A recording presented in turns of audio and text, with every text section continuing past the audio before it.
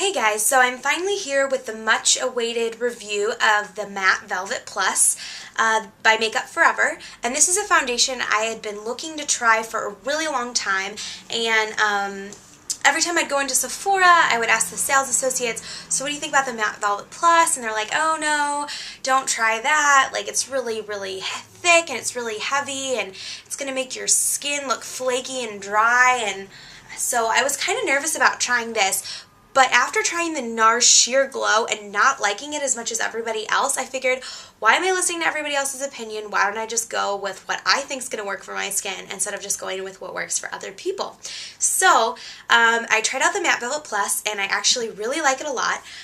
So I'm going to kind of go through what the foundation is supposed to do, the few negative things I don't like about it, and most of the all the positive things I like about it, and then my overall opinion about the product. So first, just a little description about what this is supposed to do.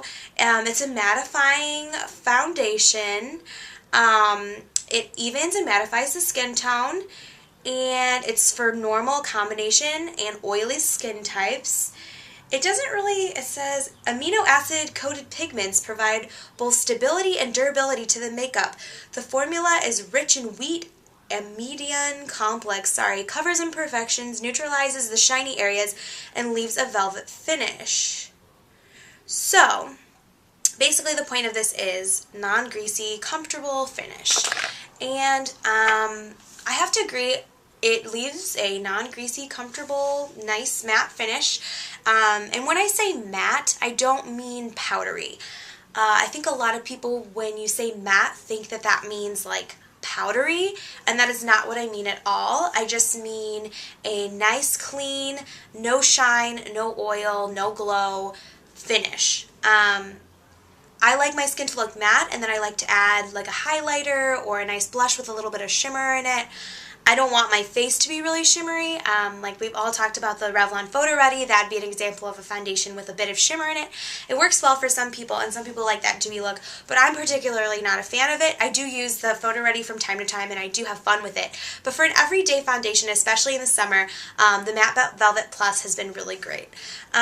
So I'm just going to talk about the few negative things that I have to say about this product, which isn't very much. Basically, the consistency of it is pretty thick. It comes in this little kind of squeeze bottle. It has a little like eyedropper applicator, and you have to kind of shake it. It's pretty thick. It doesn't really like pour out. You really have to like squeeze it out. The consistency is just pretty thick. It doesn't really move a lot. It's kind of a gel consistency, and in other reviews people had said, oh, you don't have to use a lot of this, and I have to say I don't really agree with that. I think I do have to use more of this foundation than I do with like a NARS Sheer Glow or with some of my Clinique foundations. It just doesn't really spread across the face as easily as some of the more liquidy foundations because of that thick gel consistency. But sort of like what it was saying, it stabilizes the makeup. You know, I think that's kind of the point of it, is that it's not going to move, it's going to stay put, it's going to stay fresh. So I think it has to be thick, but personally it's a little harder to work with. I was using it with my Sephora No. 55 airbrush, and I found it was kind of hard to get the product to move from the center of my face out. Like, I would put some on in the center and try to move it out, and it wouldn't really move. So you have to kind of stipple this all over your face and then just blend it. Okay. Okay, and the only other thing I don't like about this is it has kind of a funky smell. It's like a flowery smell, and I think it's supposed to be good, but personally, I don't really want my foundation to smell like anything, so it has this little fragrance to it. It's not offensive, but I would just prefer for it not to smell like anything. So those are the only things I really don't like about it. Things I do like about it is it has good coverage. I would call this a medium coverage. It's buildable. It can be a full coverage foundation, but I don't think of this as a full coverage foundation. If you just use a very little bit of this, if you just put like one little dot of it on your hand and you spread that around your face, it can be a very light coverage actually, just depending on how much product you use. You could really go anywhere from light to full coverage with this. I think the actual formula of it is more around a medium coverage, but if you wanted to thin it out, it's definitely possible. It dries with a clean matte finish, And the thing I like about this is you don't really have to set it with a powder. Usually with all my other foundations, I'm like powdering. With this, you don't really have to set it with a powder. Usually maybe after like 5 to 8 hours, I'll go back through with a little bit of powder just to touch up my T-zone. But I don't really like having to powder my foundation, so it's kind of nice that I don't have to powder this because it dries dry. It doesn't have like a wet finish at all. Like I said, it's buildable coverage, so if there's certain areas of your face that you want a little bit extra coverage, you can just add a little bit more foundation instead of having to use so much concealer. So with the Matte Velvet Plus, I found I don't really have to use an under-eye concealer as much. If there's like a blemish or like a little bit of problem area, I just take a little bit more foundation and just pat it on and then blend it out with a stippling brush or like a flat top kabuki brush or something like that. And it has pretty good staying power. I would say it lasts probably about 7 to 8 hours without starting to get oily looking. It's not as good as Revlon Color Stay in my opinion. You know, that one will literally last like probably 12 hours without getting oily, but the Matte Velvet is pretty decent. And I do like the packaging.